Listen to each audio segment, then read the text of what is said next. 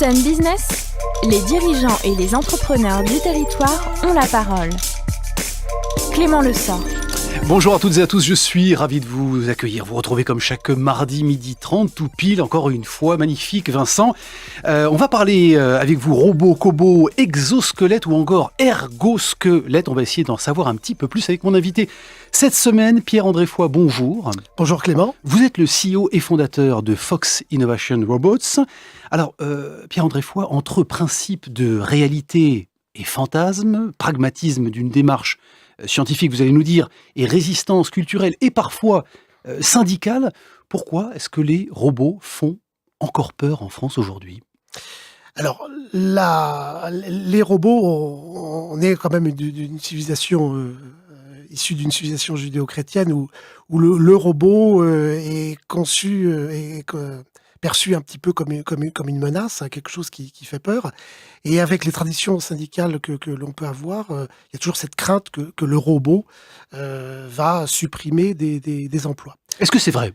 Alors, c'est pas tout à fait vrai dans le sens où on assiste quand même maintenant à une évolution de la robotique. Oui, c'est quand il s'agit de produire en masse, les robots sont là pour gérer cette production en masse. Mais cette production en masse, elle est déjà partie d'Europe. Elle est déjà dans d'autres pays où effectivement on va avoir des usines délocalisées, Chine, en Chine. Alors qu'en Europe, l'évolution va plutôt vers, au contraire, une robotique amicale, une robotique qui va être plus au service de l'homme. Alors le terme, même s'il est encore un peu inconnu, c'est la cobotique.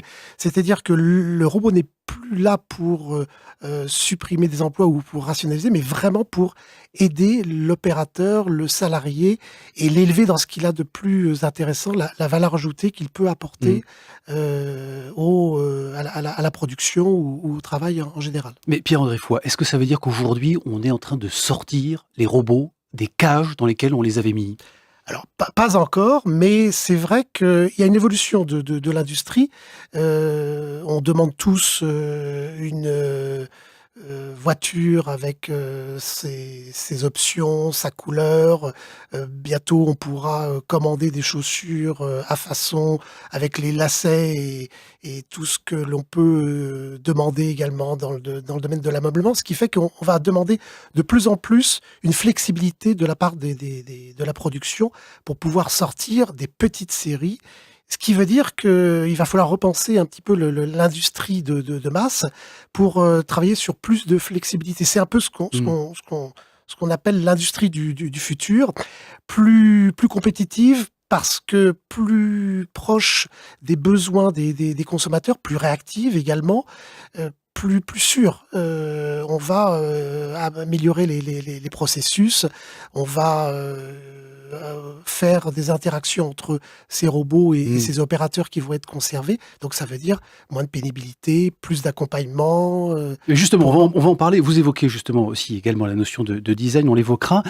L'industrie du futur, quand on compare, alors on parle de la conception française ou européenne, mais en tout cas française qui m'intéresse, quand on compare cette conception avec l'Allemagne, et on connaît évidemment l'industrie 4.0 et ses performances, les États-Unis, est-ce qu'on a du retard par rapport à ces territoires ?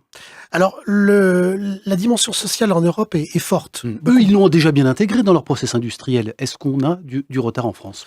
Non, on n'a pas de retard en France. L'industrie automobile française qui se porte bien intègre tout à fait toutes les nouvelles technologies de robotique, cobotique et d'exosquelettes. Il n'y a pas de retard. Je dirais même peut-être que la France, quand on compare et quand on participe à des salons européens de niveau on voit que la France est assez pionnière parce qu'elle allie à la fois la performance industrielle et ce respect du volet social, peut-être un peu plus que dans d'autres pays. Donc non, la France n'a pas, en termes de cobotique, n'a pas de souci à se faire, elle est bien placée. Alors, il faut parler de Fox Innovation, évidemment, et qu'est-ce que vous faites vous construisez, vous concevez des robots, des exosquelettes, des gants connectés. Vous êtes sur tous les fronts, finalement, sur ces sujets-là. On est sur tous les fronts parce que notre métier, c'est un métier d'intégrateur. Alors, je vais, pour peut-être les autres leaders, expliciter un petit peu ce jargon. C'est-à-dire que nous, on va rechercher les meilleurs produits de fabricants innovants, des briques technologiques que l'on va adapter, que l'on va assembler et que l'on va mettre en place dans les entreprises qui nous auront sollicité par rapport à des thématiques de modernisation ou d'amélioration des conditions de travail, en les aidant à s'approprier ces innovations technologiques, mais qui sont souvent liées à des innovations ergonomiques et puis également d'acceptabilité, puisqu'on est encore une fois sur un rapport homme-machine et qui n'est pas anodin. C'est pas l'utilisation d'un portable, c'est quelque chose que l'on porte ou que on a comme assistant à côté de soi. Alors justement, quelle est la qualité du dialogue dans les organisations aujourd'hui que vous approchez? Est-ce que les directions, les managements ont commencé à parler de ces sujets avec leurs collaborateurs? Alors c'est varié. D'ailleurs, quand une entreprise ou un organisme nous contacte, c'est la question qu'on pose. Parce que, in fine, on sait que ce genre d'innovation ne se fera que et avec les opérateurs et ceux qui vont les utiliser.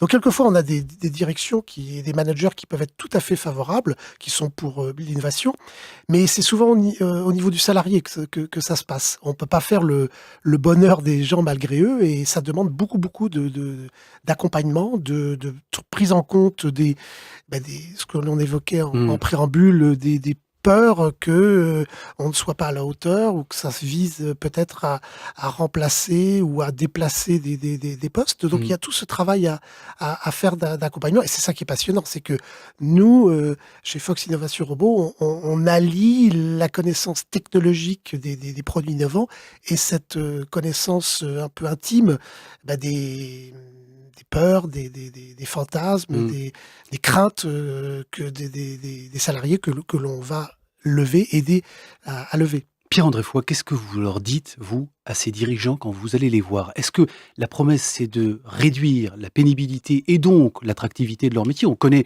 évidemment la tension sur ces métiers industriels, qui est une des difficultés qu'on évoque souvent avec les dirigeants d'industrie qui viennent me voir dans cette émission, ou c'est une augmentation de la productivité? Alors, qu'est-ce qui les séduit d'abord? il faut les deux axes sont importants. Dans l'industrie du futur, c'est les deux choses importantes à retenir, c'est la flexibilité pour pouvoir gérer ces petites séries et la sécurité des opérateurs que l'on conserve et dont on conserve la valeur ajoutée.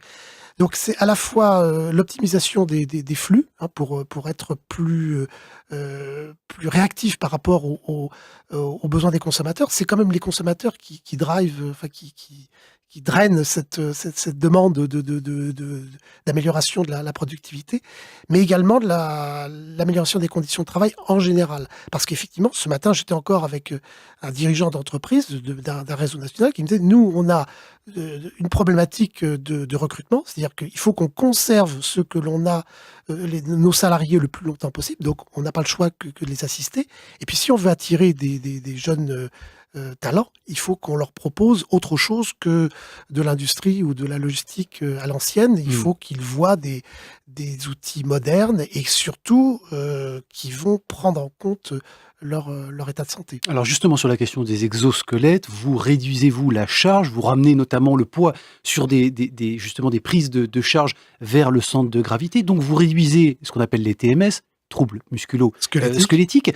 Sur ce sujet, il y a déjà des polémiques. Yvonnel Giovanelli, qui est ergonome à la SNCF, que vous connaissez mieux que moi, nous dit qu'il faut avancer prudemment avec les exosquelettes car ils modifient totalement le fonctionnement des muscles et le comportement physique. On n'en connaît pas encore les effets à moyen et long terme. Alors, il y a un grand engouement pour les exosquelettes. Il ne se passe pas une journée sans qu'on reçoive des dizaines d'appels par rapport aux exosquelettes. En même temps, il n'y a pas un déploiement comme on pourrait l'imaginer, parce qu'effectivement, un exosquelette, c'est quelque chose que l'on porte. Il faut savoir que le corps humain, c'est quand même 239 muscles, 600 et quelques os. Donc, il faut pouvoir accompagner au mieux ces mouvements. On trouve de tout dans les exosquelettes. On trouve des prototypes. Si on va un petit peu sur Internet, il y a déjà tout ce qui est du monde de militaire. Donc, il est effectivement important de ne pas faire n'importe quoi, de choisir le bon exosquelette. Et c'est un peu tout notre travail, c'est-à-dire de pouvoir, avec les entreprises, ils nous parlent pénibilité, on va demander de quel type de TMS il parle. Est-ce qu'il s'agit de problèmes d'épaule? Est-ce qu'il s'agit de problèmes de poignet, de jambes? Tout ça est très très important. Donc, je dirais, pour parodier un peu une pub, l'exosquelette, c'est comme les antibiotiques, c'est pas automatique.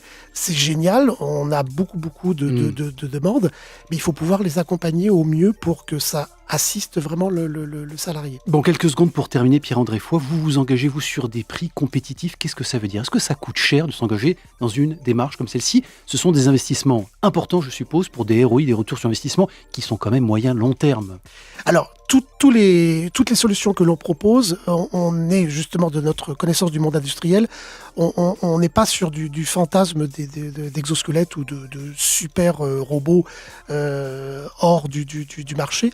On s'attache toujours à ce qui est un retour sur investissement pour qu'on puisse le déployer. Ça ne sert à rien de proposer des prototypes à plusieurs dizaines de milliers d'euros si on n'a pas la vocation à les déployer. Donc nous, on s'attache toujours à ce qui est un retour sur investissement et surtout qu'il soit designé, parce que c'est ça, in fine, c'est-à-dire des beaux systèmes qui feront qu'ils seront acceptés par les opérateurs. Et donc adaptés à leur environnement et aux tâches des collaborateurs. Merci beaucoup, Pierre-André Foix. Pardon de vous avoir bousculé un petit peu. 10 minutes, ça passe évidemment trop vite. Ça passe très vite. On aura le plaisir de vous recevoir pour suivre cette belle aventure. Ça s'appelle Fox Innovation Robots. Merci d'avoir été avec nous. Merci pour votre fidélité. C'était Vincent Levesque, comme chaque semaine, à la réalisation. Et puis moi, je vous donne rendez-vous mardi prochain pour un nouveau numéro de Sun Business à 12h30. Excellente journée. Merci pour votre fidélité. Au son unique. À bientôt.